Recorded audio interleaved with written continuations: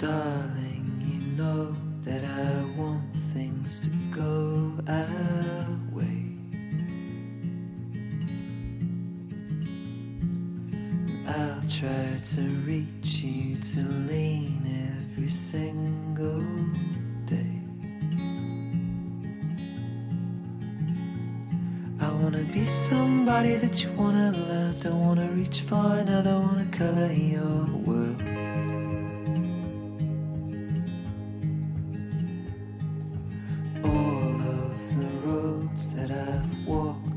J'ai des amis dans le coin de Saint-Martin, dans les Antilles. J'ai des connaissances.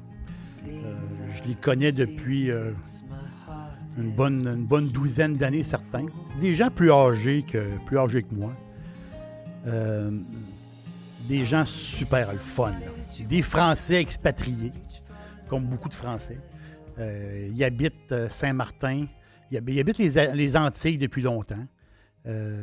Puis c'est une pure coïncidence. On s'est fait amis avec eux autres. À un moment donné, j'ai loué un appartement sur la plage à côté de chez eux. À un moment donné, ils nous ont même loué leur maison.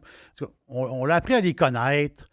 On est amis comme ça. On s'écrit un peu de temps en temps. On garde contact. Là. Ça fait quand même 3 ans que je les ai pas vus. Mais ces gens-là, ces Français-là, m'ont appris quelque chose que je connaissais, mais j'ai su avec eux autres l'importance de quelque chose d'un peu... l'importance de l'apéro. Tu sais, prendre l'apéro, le mot apéro, apéritif, hein, on est avant de manger. Puis les Français adorent prendre l'apéro, puis c'est dans le vocabulaire de tous les jours. Ils vont dire « Ah, je t'invite pour prendre l'apéro. » Ah, ben OK.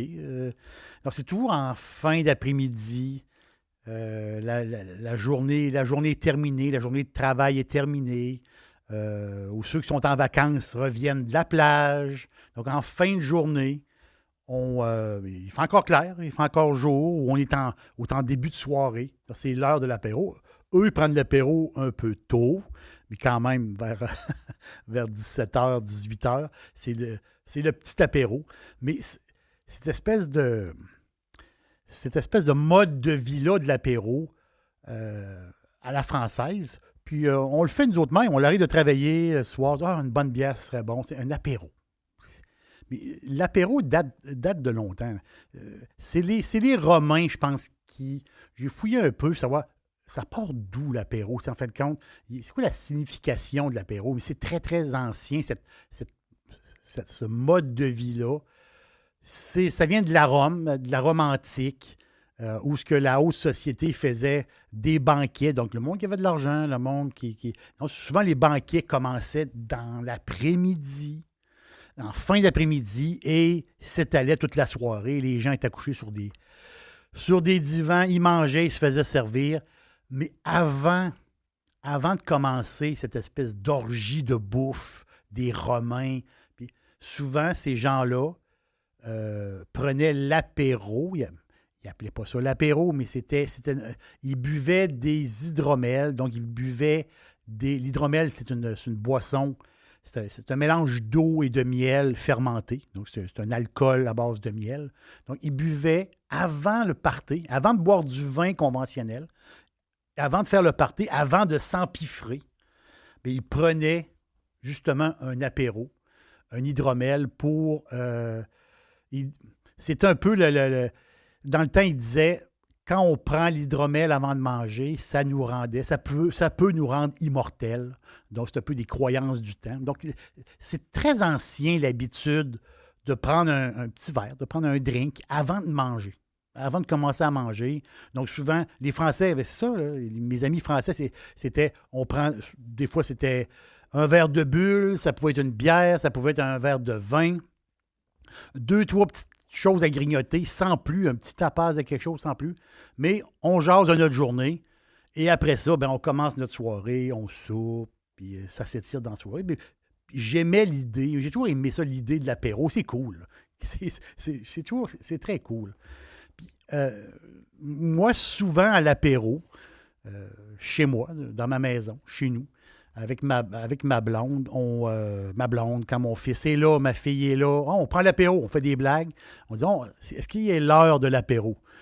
On dit, est-ce qu'il est 5 heures? Donc, 5 heures, c'est comme notre heure à nous. La fin de semaine, c'est samedi. Est-ce que c'est l'heure de l'apéro? Et souvent, nous, l'apéro, on décide de boire un verre de vin blanc parce que souvent, en mangeant, on va prendre du rouge. Et le blanc, ben, il est plus, on va dire, plus soft, plus frais, donc on le prend en apéro. Et il y a un blanc, il y a un vin blanc fantastique, un vin blanc que j'aime beaucoup, beaucoup. Je vais vous le faire découvrir. Je suis tombé, j'ai fait un peu de lecture, puis par hasard, je me suis dit, je vais l'essayer. Je vais essayer ce vin-là. C'est un vin qui est aux alentours de 25 $, quand même pas donné, mais j'étais dans une talle, j'étais dans quelque chose d'extraordinaire. Le nom du vin, c'est le Domaine Trouillet. Un Bourgogne blanc. Donc là, on est en Bourgogne. Et cette région-là de la France produit possiblement, mais je vais dire même sûrement, les meilleurs blancs au monde, les plus réputés. Oui, il y en a des fantastiques. J'ai plein de vins à vous parler. J'ai plein d'idées. Mais la Bourgogne pour le blanc, parce que la Bourgogne, oui, c'est le pinot noir, c'est le cépage. Oui, mais il y a la chardonnay et la reine, ou le roi, je peux dire, le chardonnay pour les Bourguignons, là, ben c'est ça. Pour eux autres, là, c'est tout. C'est la totale. Il y a une raison pourquoi que le chardonnay est si extraordinaire que ça en Bourgogne, qui fait des blancs magnifiques. Il y a une raison. La raison est très, très simple. Ah oui, le soleil, une certaine température parfaite entre le jour et la nuit. Il y a plein de choses. Mais la raison principale pourquoi que le chardonnay est un miracle en Bourgogne, c'est le sol. Le sol calcaire et le sol argileux. C'est très particulier. Oui, il y a du calcaire partout, de l'argile partout, mais c'est la manière que le sol est fait. Donc, c'est des strates. C'est un peu technique, là, mais c'est des strates de pierres argileuses. Entre les strates, il y a de l'argile. Pourquoi que c'est comme ça? Pourquoi que le sol est comme ça? C'est que si on recule dans les années très anciennes, à la formation de la Terre, il s'est passé des choses. On sait que la Terre a bougé, les continents se sont déplacés, ça a bougé énormément, son fouille. Et à peu près 150, 160 millions d'années, cette région-là de la Bourgogne, c'est un genre de marécage. C'est un énorme marécage, un grand marécage, une swamp. Et aujourd'hui, aujourd'hui, ce sol-là, parce que c'est pas un hasard, c'est qu'à un moment donné, parce qu'ils plantaient de la vigne, ils se sont aperçus que le chardonnay, donc ce cépage-là, les racines, il y avait une espèce de mix entre le sol calcaire et argileux et le chardonnay qui fait des chardonnays extraordinaires. C'est ça, qui fait des choses uniques. Le chardonnay, il y en a partout dans le monde, là, partout sur la planète. Mais en Bourgogne, le chardonnay, c'est vraiment le roi. Là. Ça donne des vins extraordinaires. Donc, le domaine Trouillet, parce que, oui, on peut dépenser beaucoup d'argent pour s'acheter un Bourgogne blanc. On va s'acheter un Meursault, un Grand Chablis. Les Meursaults, c'est des vins à des prix fous. On ne peut pas se payer ça. Des Grands Chablis, oui, il y a des Chablis à prix assez abordables. Il y a des Chablis, des Grands Chablis qui sont très dispendieux. Les Pouilly-Fuissé, les Montrachet, les Volnay, c'est tous des noms. Les Corton Charlemagne, c'est tous des noms de grands vins où ce que le monde soit prêt sont prêts à payer des prix de fou, mais il y a une raison pour qu'ils payent des prix de fou aussi, là, parce que c'est un nectar incroyable. Là. Ça n'a pas de sens. Il y a une twist, là, entre, je me répète, entre le chardonnay et le sol. On le ressent dans le vin. Là. Tu dis, ça se peut pas être aussi bon que ça. Le problème, c'est qu'on n'est pas riche. On veut avoir accès à quelque chose de bon à prix d'amis, si on peut dire. Donc, le domaine Trouillet font un Mâcon solutré. Donc, Trouillet, Mâcon solutré. Vous allez vraiment l'aimer. Moi, je l'ai adoré. Et en apéro, justement, en apéro, c'est le bonheur parce que c'est pas un vin, pour moi, c'est pas un vin qu'on va prendre en mangeant. Je pense qu'en mangeant, puis je ne suis pas un apôtre là, pour dire « Ah, il faut manger telle nourriture avec tel vin. » Moi, je ne suis pas là. Moi, j'aime le vin, j'aime la nourriture et je bois ce que je veux. Mais je mange ce que je veux. Je n'ai pas de ligne là-dessus.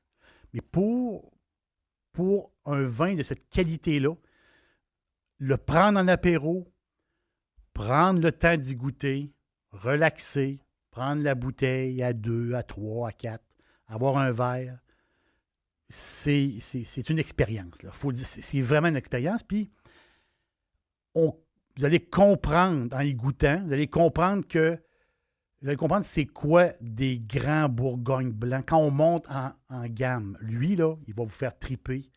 Puis, pour moi, là, c'est un excellent deal. Ça, on ne se trompe pas. Mâcon solutré. Donc, c'est ça, là. On est dans la région de Mâcon. On n'est pas loin. 7-8 km de Mâcon. Mais solutré veut dire quelque chose. Mâcon solutré parce que le domaine Trouillet, qui font des grands vins et justement des vins entrée de gamme, eux, sur leur terre, à côté de leur vignoble, il y a une roche. Ils l'appellent la roche de Solutré. C'est comme un promontoire, c'est une roche calcaire de 500 mètres de haut. Et les gens qui passent par là, si vous avez la chance de passer par là, c'est tout près de Mâcon. Le monde, les touristes, tout le monde veut monter en haut de la roche de Solutré. Pourquoi? Parce que quand on monte en haut, c'est quoi? C'est 500 mètres. On parque notre voiture pas loin du petit cimetière du village Solutré, Pouilly, petit village. Cimetière, on parque notre voiture là et on prend une marche, 50 minutes. On monte en haut. Et là, quand vous allez être en haut, vous allez triper. Là, vous allez voir toute la région mâconnaise, immense. Vous allez voir les vignobles à perte de vue. Par temps clair, on peut même voir les Alpes. C'est pas rien. Par temps clair. Donc, cette région-là est quelque chose d'un peu mythique. Il y a quelque chose d'extraordinaire.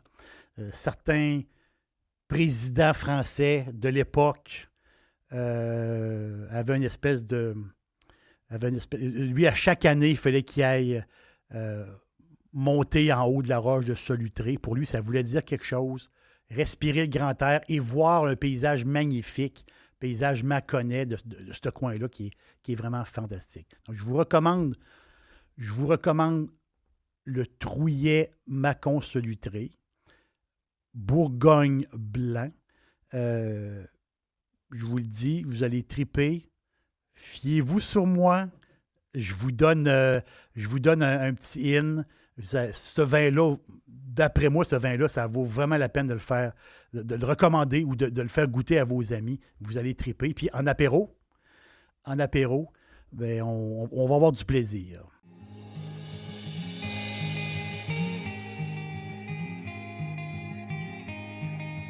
Je suis heureux de vous recevoir. J'ai toujours beaucoup de plaisir à vous jaser. À bientôt.